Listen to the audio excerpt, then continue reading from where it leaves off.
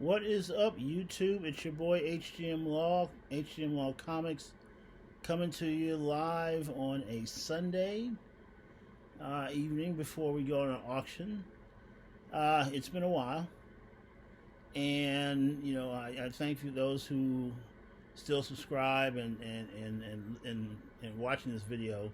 Really appreciate it. Just between had some health issues, and I just didn't want to just put content on just to put content on. There's so much of that, and I just said if I have something productive to say or share, I'll put that on, instead of just simply trying to chase followers and stuff like that. So it's kind of not me, but so be it.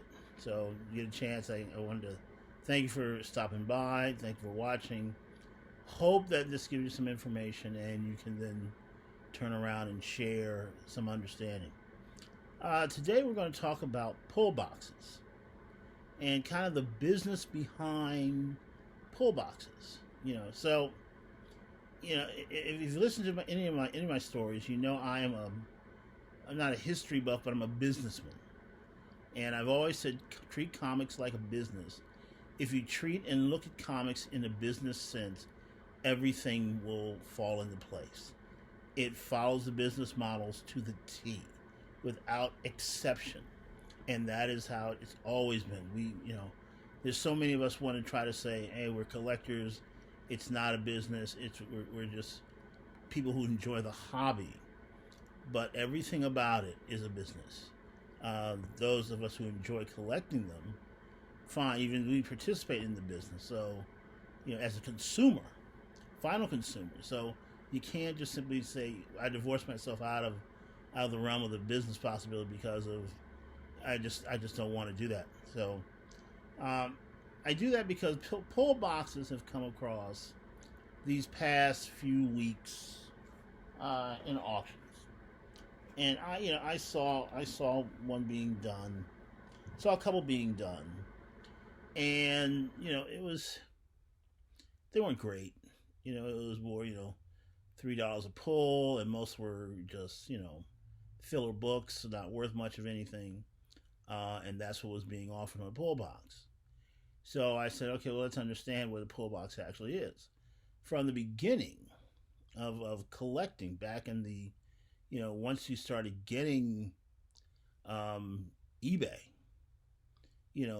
people with their collections have been trying to sell them off. You got 20, 30, 40, 50 long boxes sitting in your basement or garage, and you're sitting there going, well, how am I going to get rid of these comics that are worth some money, but how do I get rid of them? You go to your LCS will go, well, I'll give you 5 cents on the dollar. So I'll give you, $5 a long box for them. And, they'll just sit, and you're going, they're worth more than that. So one of the concepts that people did was grab bags, GRAB, grab bags, and they would sell them. They would say, okay, for $25, I'll put together a bag of 50 comics and send it to you. You don't have no idea what they're going to be. All I can tell you, there'll be some bronze, some copper, some silver, or some modern age, and you get what you get. And that's how they threw in one decent book per grab bag to make sure that, okay, well, you got something instead of just a bunch of filler books. But that's how that started. Okay, so it's always been people trying to get rid of the filler books. I mean, you buy a collection, the dealers buy a collection, they cherry pick the good stuff out, which is about 15 to 20%, if that, and the rest they have. Okay, what am I going to do with this? Do I throw it away? Not necessarily. Someone may want it. Someone may, have some Fantastic Four holes they want to fill. So I put them in a dollar bin. Let them come in and root through my dollar bins. I take up space, but they're easy. They're just, I don't have to tend them. They just get them, bring them up, and it's $1. Now, if I've paid a nickel a book, then obviously I'm making 95 cents a book, which is better than nothing. So I'll do that. Low maintenance. No, I don't have to do much. Just tally them out of the end. And the consumer felt good because I'm getting this book for $1. and I'm happy to get this book for $1. So they get the book for the $1. That's how the local LCS would do it.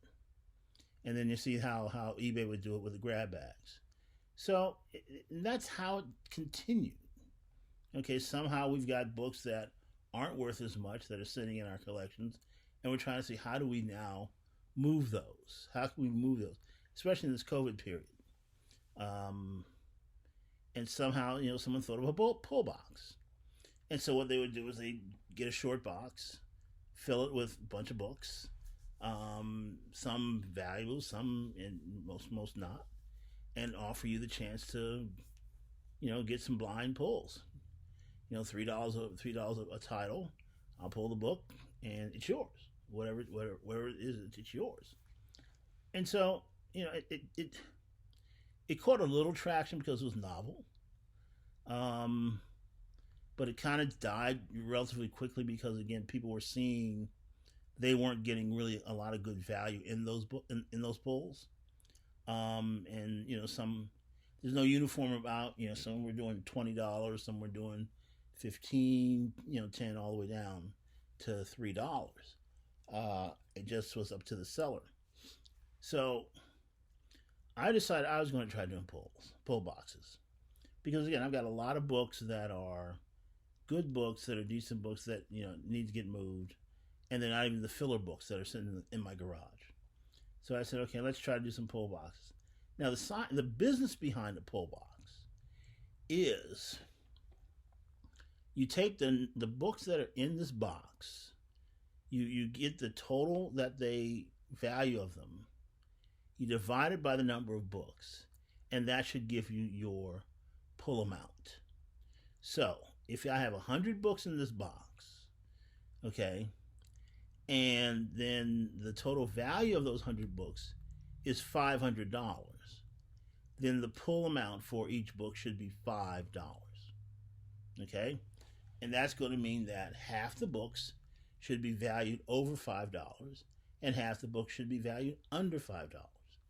In the end, when all is said and done, when all the books are sold, it should be everyone should have the equivalent of $5 per book, because the math supports that if it's priced correctly. And that's how I looked at my book. How I looked at my pull boxes. I've got a Silver Age pull box. I've got a Bronze, Copper, or Modern Age pull box, and I have a CGC pull box. And the way I priced them again was $20 for my Silver Age. I have $5 for my current stuff, and then I've got $50 for the CGC. And the whole point is half are below that value number, and half are above, because you as the consumer are taking a chance that the book that's pulled for you is worth way more than the asking price. You're hoping that you spend $20 on a book and it comes up worth $200. Then you're happy, you're ecstatic, you pull ahead. Me, I'm hoping you pick a book and it comes up, $10, $15. Okay, I come up ahead. Okay, that's why I put them up. I got a question from a customer who said, on my CGC pull box, are all my comics going to be worth $50 or more? Because that's my starting line. And I said, no. I said, no seller is going to be in business doing that, because that's an automatic loss. Example, one of the first things I found out when I saw someone put up a pull box. They put up a pull box and they said on live on the auction, every book in this box is worth more than $3, and the pull out is $3.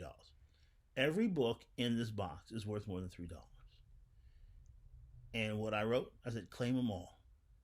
I took every one, because it's very simple. If there are 100 books that are $3, I've just spent $300 for books that could be worth $500 total. I've just upped my collection. We're doing nothing but don't claim all. Now, that's not what he intended to be, but That's how the math worked out. If a seller puts that in there and tells you every book in this box is worth that money, buy the entire lot, buy them all. And then he came back and built up another one, and came a second time, and I went to buy them all, and got beat out by one person who didn't buy them all but pulled five, and she pulled a Spawn #1 direct edition out, 9/8 candidate. Okay, that was the big book of that group, and I missed that. But that's where it happened. And you shut it down, and that's where the math comes in and the business comes in, because no one goes in there expecting to lose money. A seller does not expect to lose money on the chance that every book is going to be worth the pull amount or more. The buyer doesn't go in expecting to lose money knowing that every book is worth less than the pull amount. Okay, both buyer and seller are hoping that through their pulls they get lucky enough that more books are worth more than the pull amount than less. So the numbers work. It's very simple. You get 10 pulls. Okay, at $5 a pull, $50. Or you get 2 extra. So now I've got 12 pulls at $50. So now my pull is not just $5 a pull. It's now $4.20 a pull. So now my hope is that the average price is more than $4.20, and I get more. So, and usually if I have 30 to 40 books that are well above that starting price of $5, and the other 80 are below, that means 1/3 of the books that you get should be above that amount, because 1/3 of the books that are in the box are above that amount. That's how the math works on that. So therefore, if you pull 12, you should get 4 good books and 8, basic books, and be fine. Because in the end, you're going, okay, that works out. That I may make a little bit more, or come in a little bit short, but for the most part, over the course of doing this, I make out okay. It's not crazy. It's not terrible. That's the business of pull boxes, and it's just like the casino and the house. They're going to do it over numerous transactions. They'll tilt it in their favor, so that way they make money. They don't do it if they're not making money. It just doesn't happen. So if there's a seller out there who's trying to do a pull box, my advice to you is to first ask them, okay, how did you determine the pull amount? And most will say, I took an average. They'll say, I took an average of the sales. If they say, I'm just guessing, you might not want to deal with that. Then you ask them, can I see some of the higher value books? Then you have a right to ask, okay, how many higher value books do you have? Can I see them? Can I see what I'm chasing after? So that way, and then you can put them back in your rotation wherever you want to put them. And then so I know at least there's some good value in there for me to go after. That makes it worth my while to come after it. Because it allows us as the seller to now have books that you kind of want, that we know you're going to want. We're not going to do, Turok #8 in a 9.8 CGC slab and just go, oh, we got a CGC slab 9.8 for you. Here's a Turok, #8. And you're going, there's nothing important about that book at all. And I spent my money on that, but it's worth, $48. Ooh, no. So the hope is that we put in good enough books that you're going to say, hey, I would like to get that book.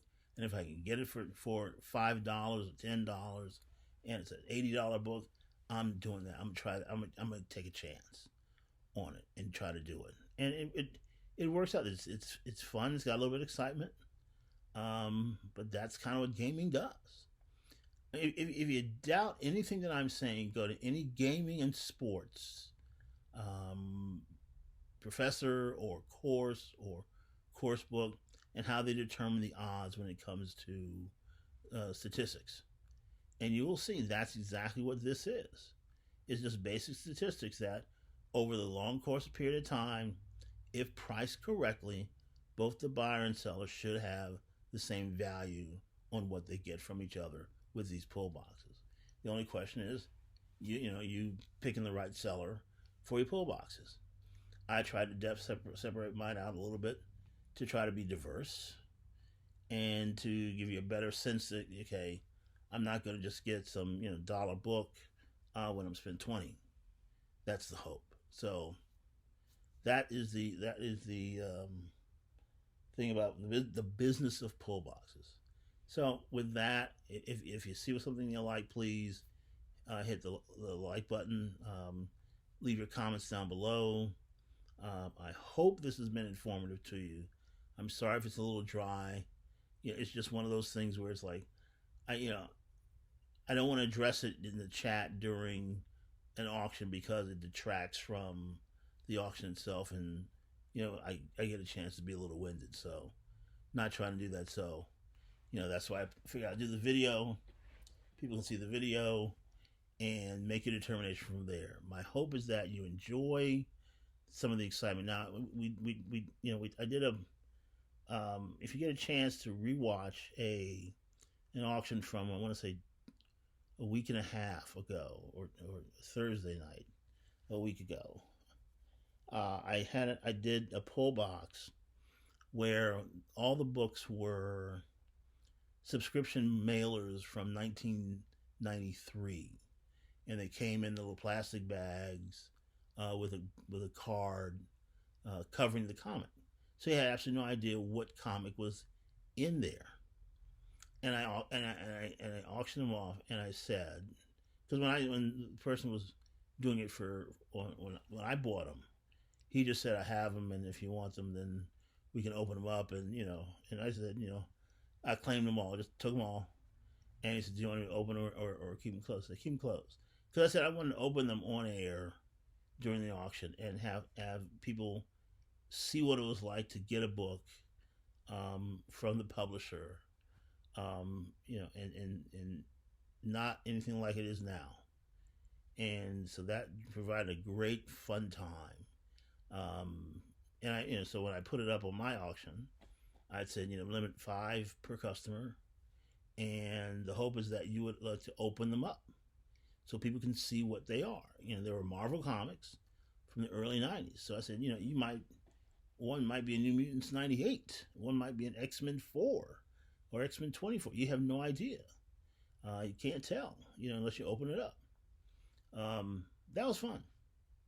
I think people had a really good time with that. So, I try to find some relatively innovative ways to do something different than just simply have a pull and everything. So always ask what good books are in the pull boxes, so that way you know what they are, and get some better idea of how many there are, and then you can get a better chance of determining how many you should get, and then hopefully you get what you're looking for, and be satisfied, happy with it. So again, thank you for watching. I'm on Edwin's Affordable Auction, Strictly Comics, Sunday and Thursday evenings. Please stop by. Please participate. We have a good group of people on the panel, and just a good time in the chat and just talking to people about various stuff. So, with this video being done, I won't bother on the rant about that tonight. So we'll be all right. All right, thank you, and we shall see you later.